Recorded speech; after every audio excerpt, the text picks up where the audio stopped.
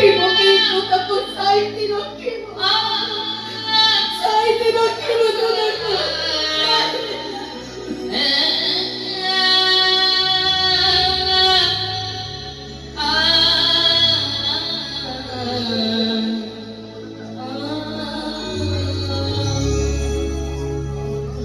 ଯିବା ପୂର୍ବ ଦେଖି ଯାଅ ସୁରଜ ମରିଗଲା ପରେ ମୋ ଘର ବୋଧେ ସଦସ୍ୟ ପିତା ପାଣି ପିଇବେ ସୁଧି କିଏ ହବ ଶୁଣେ ଅଭିନେକି ଝିଅ ଯୋଉ ସ୍ୱାର୍ଥ ଲୋଭରେ ମୋ ଛାତିର କଲିଜାକୁ ମୋ ପାଖରୁ ଛଡେଇ ନେଇଛୁ ମୁଁ ତତେ ଅଭିଶାପ ଦଉଛି ମୋ ଥାର ସିନ୍ଦୁର ଖୁବ ଶୀଘ୍ର ଲିଭି ଯାଉ ତମେ କେବେ ଶାନ୍ତିରେ ରହିପାରିବନି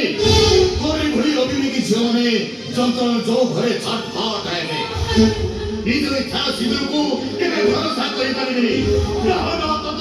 ଠିଆ ହେଇ ଚିତ୍କାର କରି କହିବେ ସ୍ୱାମୀ